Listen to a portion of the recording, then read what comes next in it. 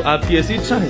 सूर्य बोले जी भगवान, मेरी बहुत अभिलाषा है कि आप पुत्री रूप में मेरे यहाँ पधारें। ठाकुर जी बोले इतना साधारण नहीं है हमको प्राप्त करना, पुत्र रूप में प्राप्त करना फिर भी साधारण होगा, लेकिन पुत्री भाव में ये तो असाधारण है, इसके लिए आपको तप करना पड़ेगा। सूर्य बोले मैं आज से ही तप करूंगा, लेकिन आप वचन दो मेरे यहाँ पधारो और इसी रूप में पधारो।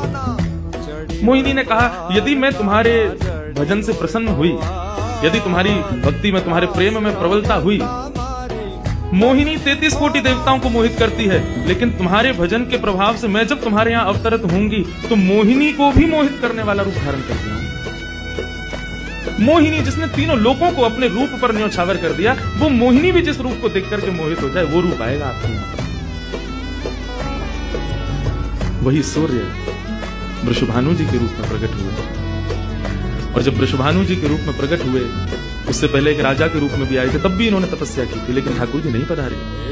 जब वृषभानु के रूप में प्रकट हुए तो इन्होंने ठाकुर जी का यजन करना बंद कर दिया, ब्रह्मा जी का यजन प्रारंभ किया। ब्रह्मा जी से प्रार्थना की, ब्रह्मा जी प्रकट हुए, बोले क्या वरदान चाहिए? बोले वरदान आपसे नहीं चाहिए, वरदान हमको किसी ने कहा था कि वे हमारे यहाँ पुत्री रूप धारण करके आएंगे, मुझे लग रहा है वो कहीं भूल नहीं गए हो। इसलिए ब्रह्मा जी आप बहुत करीब हो ठाकुर जी के, आप उनको जाकर के संकेत करो कि कोई आश में बैठा उनकी। जब से मोहिनी स्वरूप देखा तब से हम पागल हुए फिर रहे हैं। 33 कोटि देवताओं के मन में यही आता है कब प्रकट होंगी दोबारा। कृपा करो, आप प्रार्थना करो कि वो पधारें।